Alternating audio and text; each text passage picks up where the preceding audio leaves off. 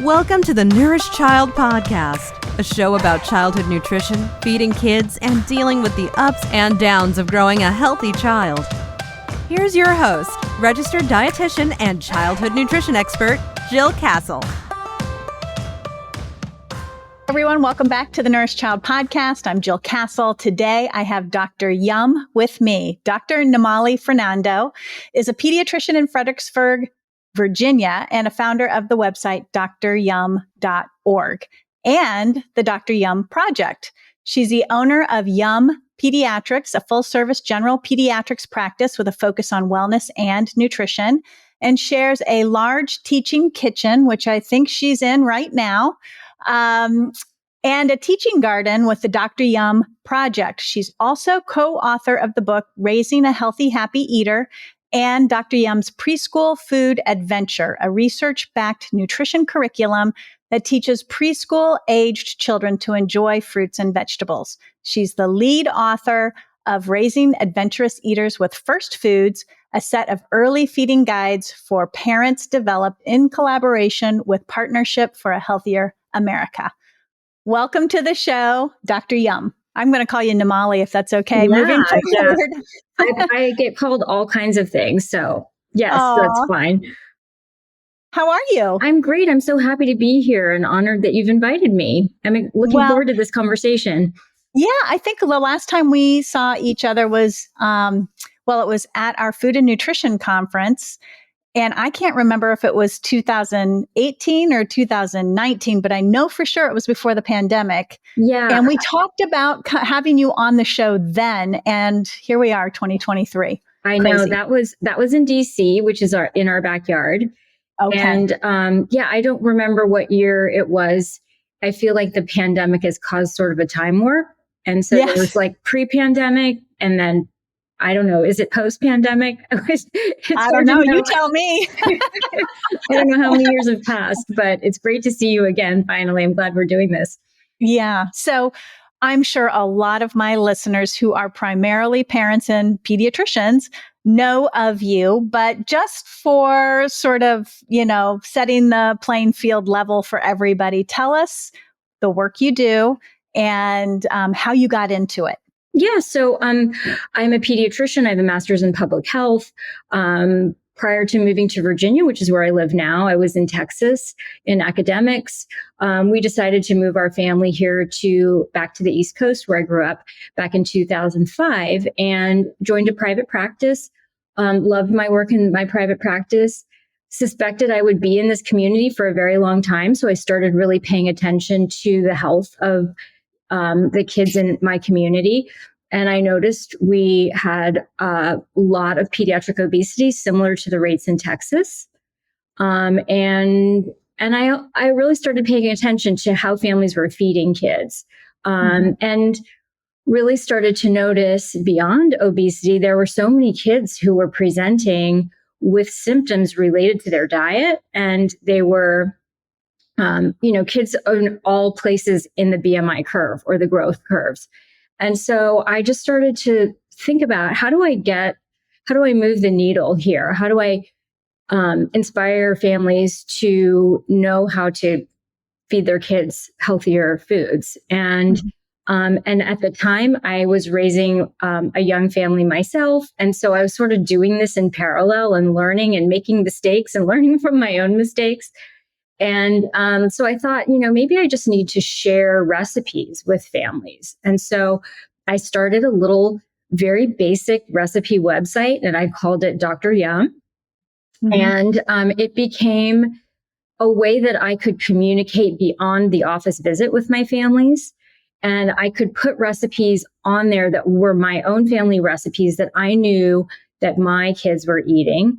And I could tell them parent to parent, this is a really easy recipe. I don't have a lot of time to make recipes and meal prep.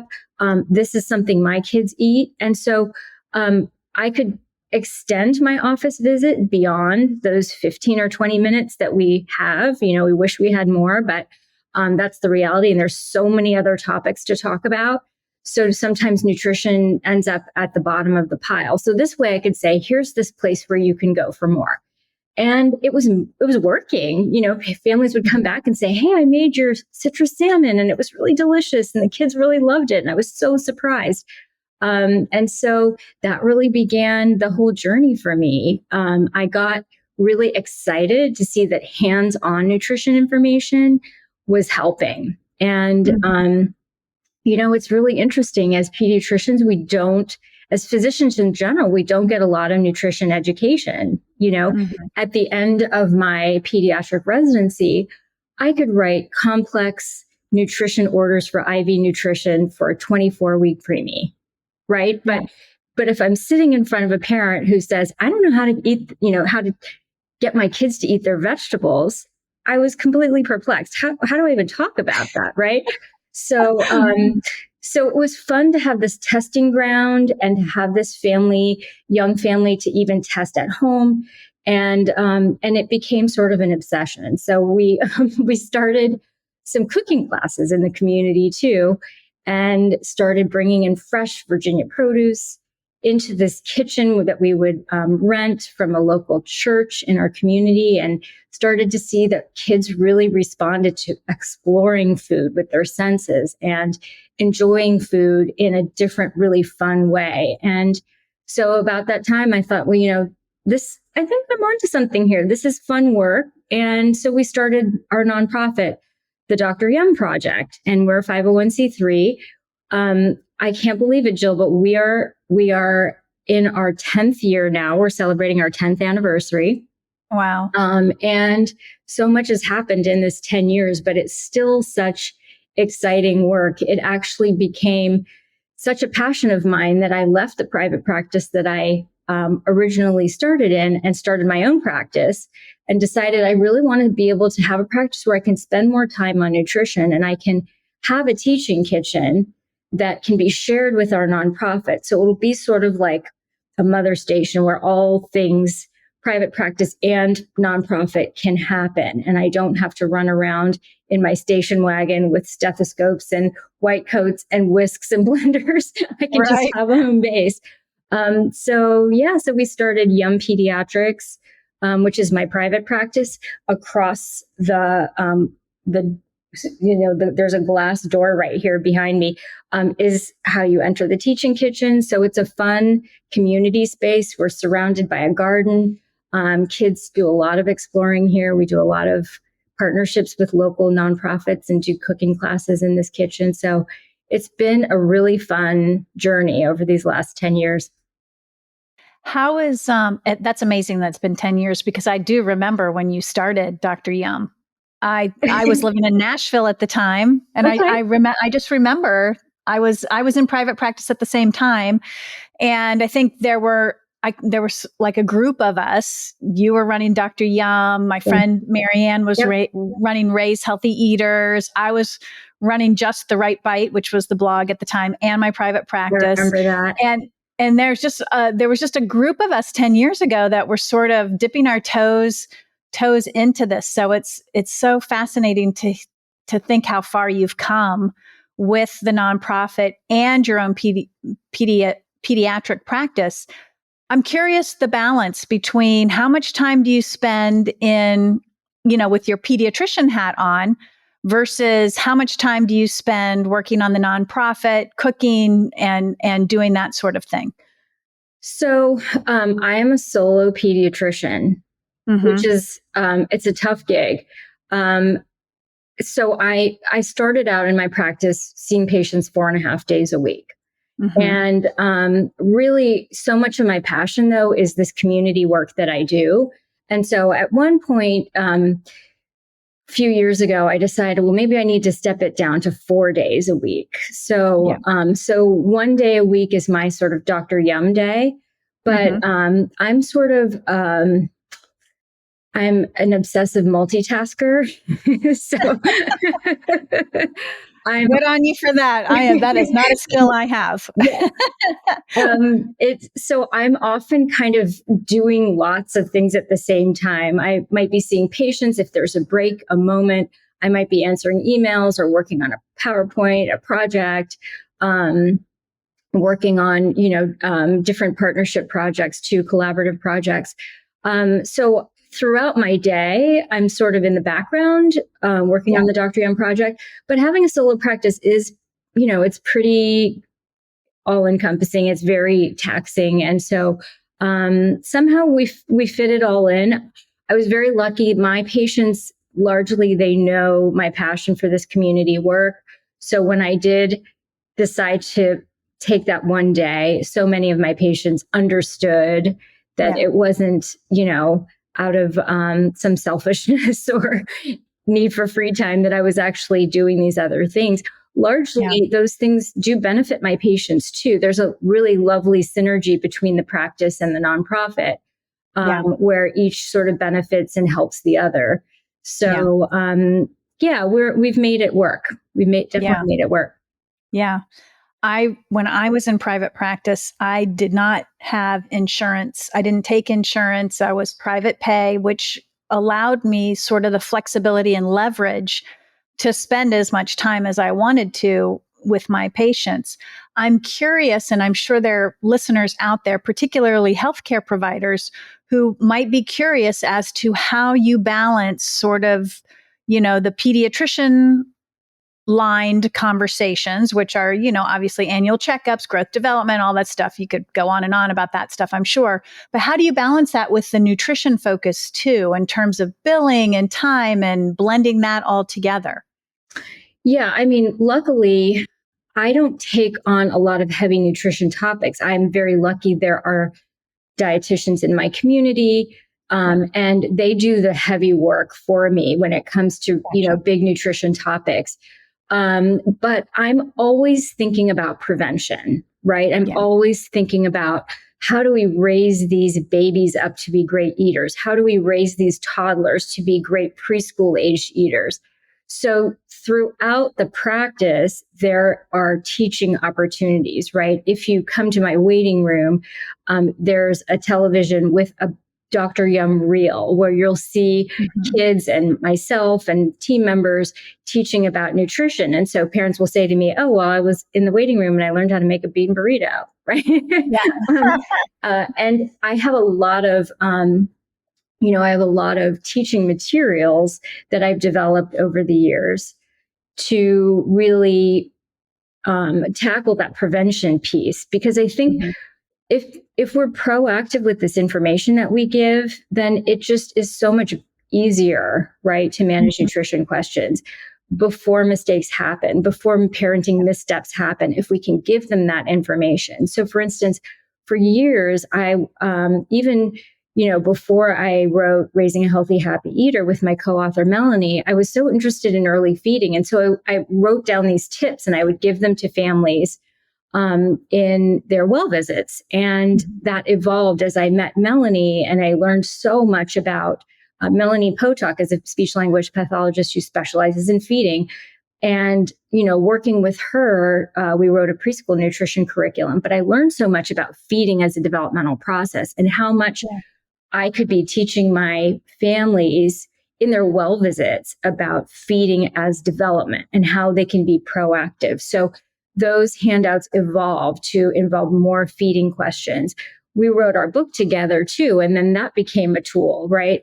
A lot of my patients either check the book out from the library, they have their own copy, and I teach them to read a chapter ahead of where their child is in development. So in that way, I've built so many little shortcuts and ways that families can learn about feeding and nutrition proactively. So I was so excited. We partnered with the Partnership for a Healthier America and joined this campaign called Veggies Early and Often. So Partnership for a Healthier America is a big national nonprofit out of Michelle Obama's Let's Move campaign. And we became a partner on this campaign called Veggies Early and Often. And it's a big, beautiful campaign to inform industry about veggie forward options for babies, parents about the evidence around early vegetable introduction, and also healthcare providers.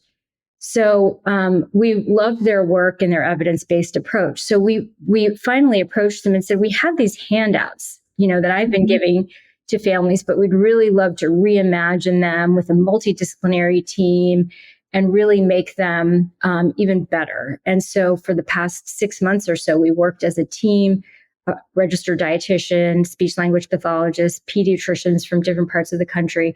And we finally finished that project. So those handouts are actually free for any pediatrician to use. Awesome. And they can download them from the Dr. Yum website or from PHA's website. And we're hoping they'll be a great tool for other pediatricians to use. Yeah. Because, again, we didn't get that education necessarily.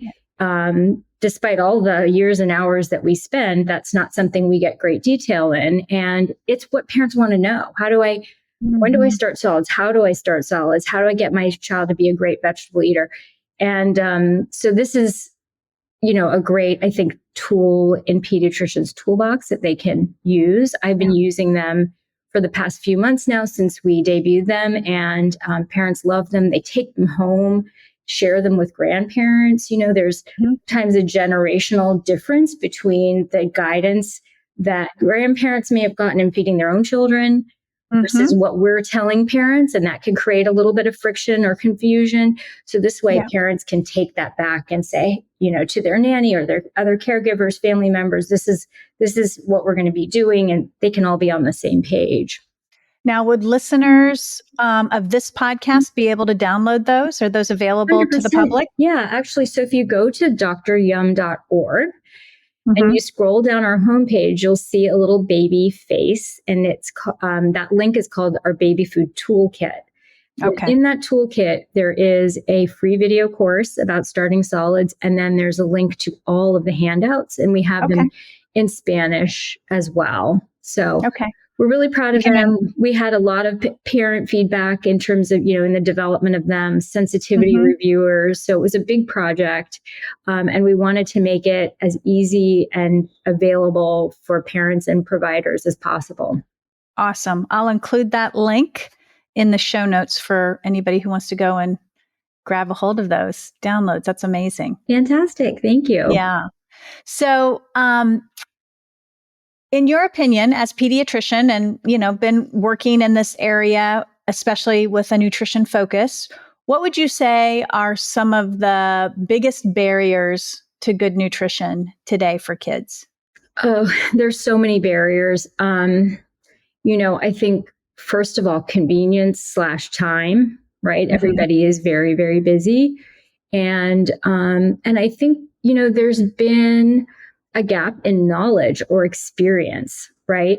A lot of parents that I'm seeing maybe didn't grow up in a family that cooked, and, they don't have that experience in putting together quick, easy meals. And so it feels really intimidating.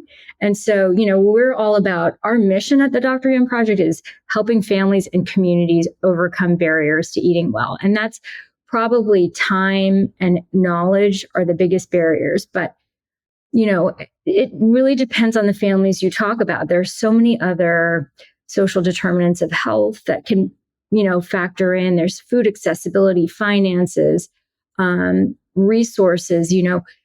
When you have a pickier eater or a more challenged eater, you may not have access to the help that you need, right? Registered dietitian, speech language pathologist, or even know that those people are available, right? So there are a number of barriers. And, everybody, though, I feel like has that barrier of time and convenience that seems to be across the board, no matter who you talk to. So that's something we've really built into the fabric of our website and our teachings is, how do you do this fast? How do you do it easy? If you look at our recipes, these are recipes that we all on our team make, right? We have an all-female board. We're all moms who have lots of things going on. These are our recipes that we've tested in our teaching kitchen. So we come from a place of experience, I would say. And so we think about time and how to make things easy for families. Kids change a lot. Their nutrition needs, eating habits, and food preferences do too. So much so, it can be hard to keep up. The Nourished Child, a website designed for parents who want more nutrition education, helps parents like you get crystal clear on raising good eaters.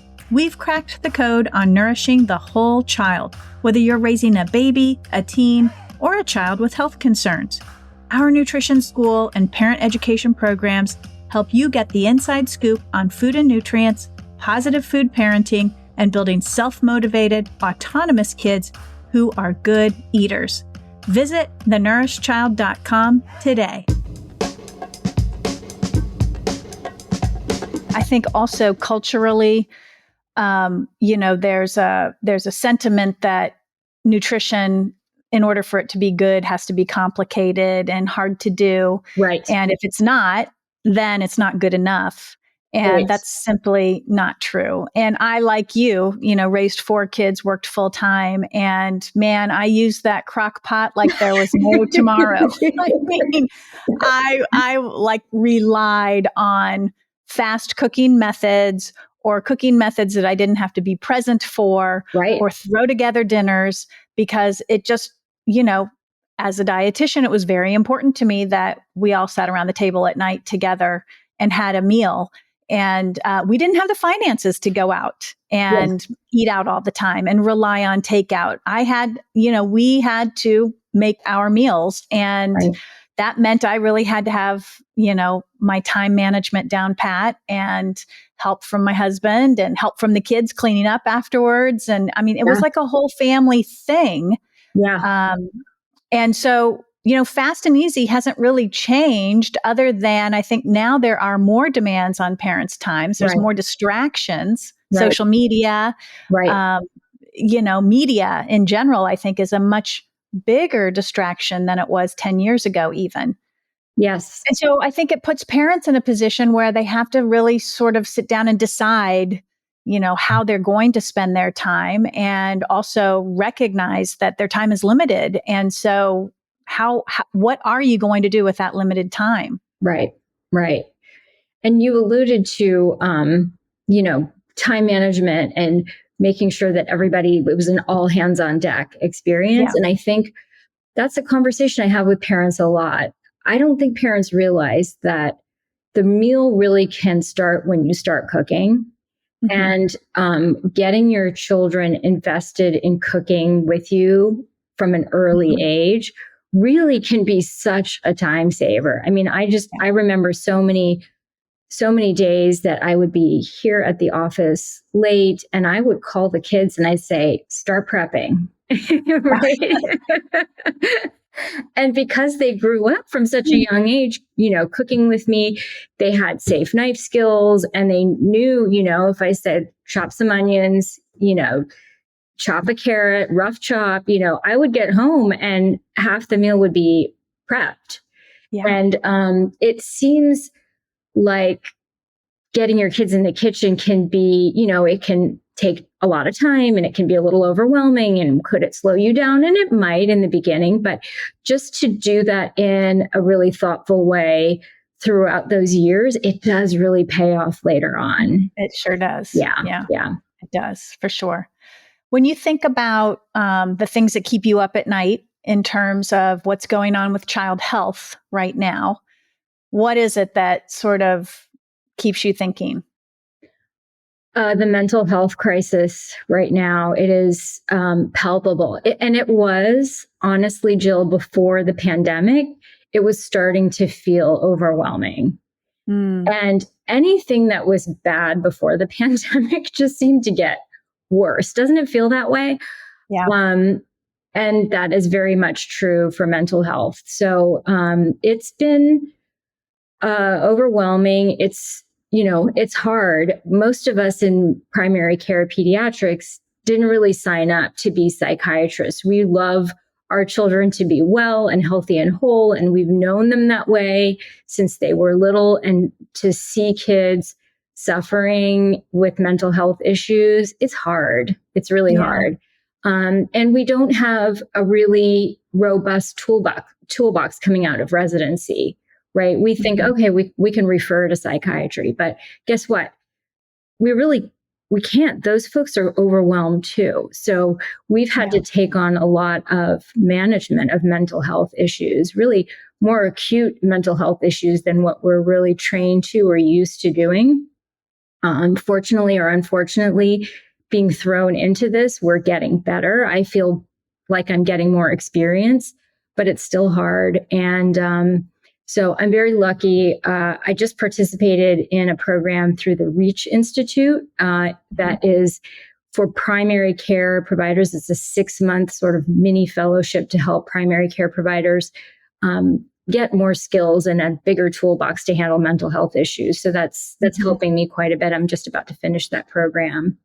Yeah. But yeah, it's a tough one, and it seems just to be getting worse. And I see a lot of really anxious new parents too. So the anxiety is really pervasive and not surprising after all we've been through. Yeah. Yeah. I mean, I agree with you. It's I'm not working one-on-one with families anymore, but prior to the pandemic, I was, and that was like a component. It felt like it was a component of every case that walked through my door. Yeah. Whether it was OCD or anxiety related to picky eating, Yes. or depression related to, children in larger bodies, for example, or just perfectionism in schools, and children wanting to be, perfect at everything, and then having other, issues with food as a result of that. All of that was sort of always percolating under the surface, where I would say 10 years before that, it was less that. It was more, you just didn't see it as much. You saw it sometimes, but I felt like before the pandemic, it was under the surface with almost every client I saw.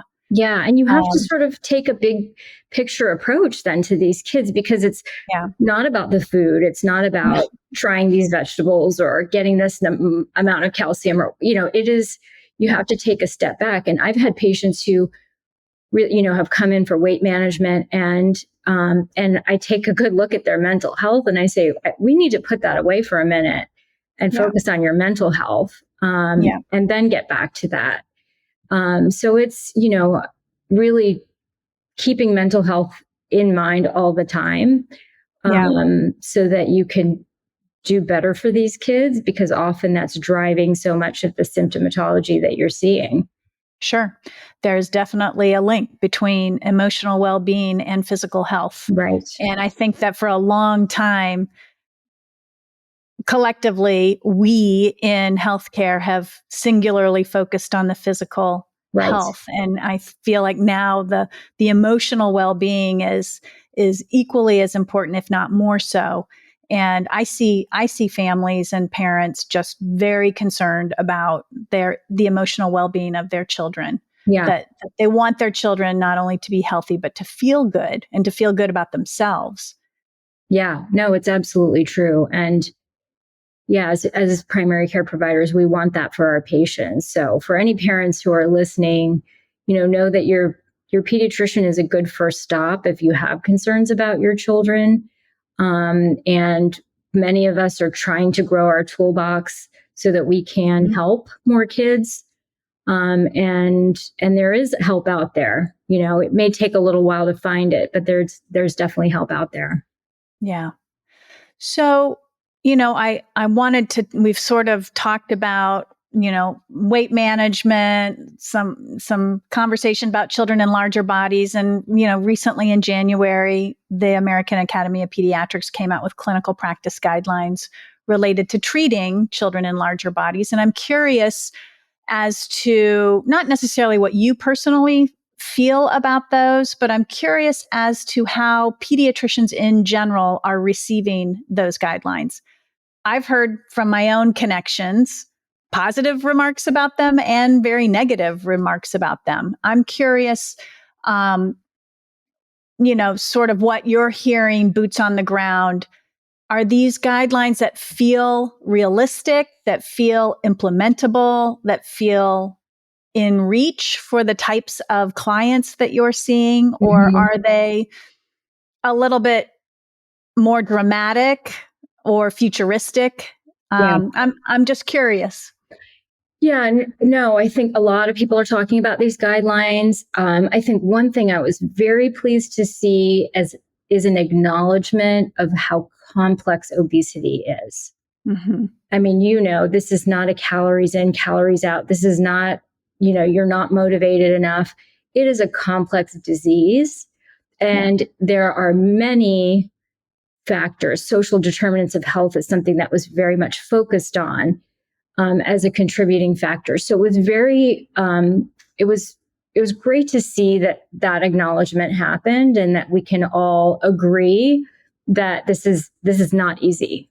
Mm-hmm. And, I think there is definitely, people talk about some of the more medical treatments and focus on that. And I think there definitely is a place for those medical treatments. But as someone who, has started a nonprofit that focuses on prevention, I feel more sure now than ever that the work that we're doing is important.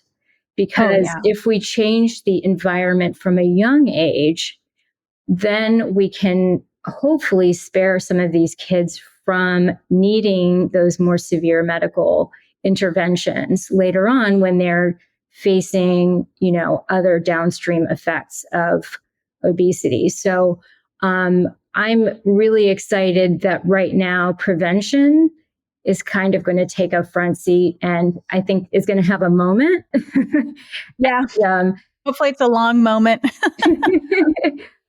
Things like our project with early feeding really can set the stage for a healthier environment. And we always at the Dr. Yum Project have this multi-generational approach, right? So when you're feeding your babies, you're also feeding them recipes that are family recipes. And that means that maybe the family is going to eat a little bit better, right? Mm-hmm. So that these babies, when they're done being babies, they land in a family that's also prioritizing healthier eating. We also have a project called Dr. Yum's Preschool Food Adventure, which starts where this early feeding ends in that early preschool age. So that is a project that Melanie Potok and I started way back in 2013. It's a cooking curriculum, a monthly curriculum that we teach teachers to teach. We give them a training, and we started that in 2013 in just 8 schools in our community. We give them a series of 8. Started with a series of 8 or 9 lessons. Now we have a 24 lesson 2-year curriculum. And we're in about 30 states throughout the country. And we're now a National Head Start Association partner. We're in a number of Head Start communities. And we've collected a lot of great data over the years to show that these cooking experiences, even just limited cooking experiences monthly over 1 year, can make such a difference in terms of food fussiness and food enjoyment. Mm-hmm. Our research advisor is Dr. Nancy Zucker at Duke University. She started the Center for Eating Disorders there. In 2016, we looked at about 400 kids, and we found that their food fussiness and food enjoyment scores really improved after just 9 cooking experiences. Wow. So that, things like that, really, if we can implement those types of interventions throughout the country, it can make such a huge difference. These kids really become food explorers, and they are trying foods more. They're enjoying foods more. We expanded into a large corner of Alabama in their Head Start programs. We looked at about 600 kids, and same thing. We saw these huge improvements, and this was during the pandemic. We actually implemented in 2020 to 21. Masks were on. It was a new program. It was, a really hard ask to have these teachers start something new in the middle of a pandemic. Yeah. But the response was overwhelmingly positive. The data was very positive. We actually collected BMI data too. We're just looking at that now. It is really looking very promising. So I think that, this is a direction that I feel like we should be looking at as a nation, as pediatricians who take care of these kids is, what do we do to prevent, and how do we set these kids up for a lifetime of success? Yeah. So I'm happy to be in this work already. I feel like it's our moment. Yeah. Yeah. I mean, I can appreciate that too. I'm working on a project now that's all about setting up healthy habits from a young age, from food and feeding and eating, but like all the other things too, for that preschool to preteen audience. And again, I think it is a moment for prevention. I think that none of us want to see children in a position where, aggressive treatments have to happen, although we know that that is the reality for some families. Sure. But, whatever we can do to sort of seed those good habits, those good attitudes at an early age and support families. Part of the challenge, I think, though, is the infrastructure of the healthcare system, that families aren't, they're not supported as much as they need to be. A 15-minute appointment, with a pediatrician once a year, or a sick appointment, or, an appointment with a dietitian that doesn't get covered by insurance, or is an out-of-pocket cost that families can't sort of afford. Right. That healthcare infrastructure isn't supportive in a manner that is meaningful for families. And so, I think that as we look at things like prevention and treatment and, checkpoints, touch points, if you will, like we need a better sort of infrastructure that supports families along the way, that yes, starts them out, but is equally as supportive as they're moving through their family, their children's lives, because, infancy is awesome. It's an amazing time. And children, as you know, are so cooperative when they're infants. They'll do pretty much everything their parent tells them to.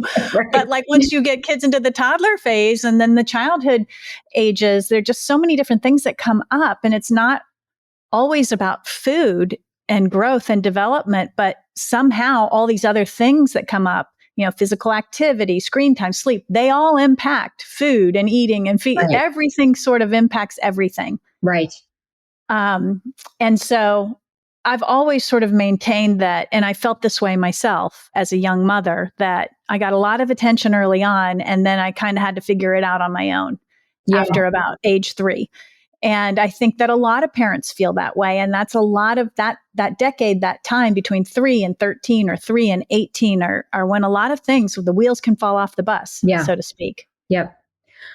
I know. And that's when we're seeing them once a year. I think a lot of people are advocating for a mental health check once a year, right? Because so often, is the case, I'll see a child, a 13, 14-year-old child, and maybe they didn't even come in last year because they were worried about the pandemic. So we're talking about 2 years of growth and 2 years of issues in one 15-minute visit. It feels like impossible, right? Yeah. Even 20 or 30 minutes isn't enough. And sometimes I will have to say, you know what, we're going to break this up into a few different visits. But I really think if we could see kids a little bit more frequently, maybe have one visit that's just about mental health, another visit where we talk about other topics, it really could help, because it's insurmountable getting through all of the various topics. It's such a complicated time as kids grow up. As you said, there's so many pressures that even kids feel with social media. There's so many things on their minds, and it's hard to get through it all. Yeah. And it just seems like, the healthcare conditions of children are expanding and growing and, venturing into areas we haven't seen before as well. And that is overwhelming also. But we don't need to go down the dark and stormy rabbit hole here. But I just so appreciate all the work that you're doing, and it's enjoyable to see your success as well in this area. And I hope that you can continue to grow and have impact on parents of infants and toddlers and even older, and still maintain your practice and your sanity and your family and all of the things that mean something to you. It's been a delight to talk to you on the show. Is there any parting words that you would like to leave with the audience before we sign off? I would just say, check us out check out our website, dryum.org. We have put 10 years of effort into that website. It's taken on a lot of different iterations, but there is a ton of content there. There's a ton of recipes. Our team puts our whole hearts into the website and its content. There's a lot to explore. If you get overwhelmed, there's a take a tour video because there is so much going on there. But it's a great place for parents to explore if they're feeling overwhelmed about how to get healthy meals on the table and get their kids to eat them. We're all parents too, so we have a lot of experience that we put into that content as well. Well, that's awesome. I'll include that link and the other links that we talked about on the show notes. And thanks again for being here to talk about yourself, your work, and the Dr. Yum project. Appreciate it. Thanks for having me.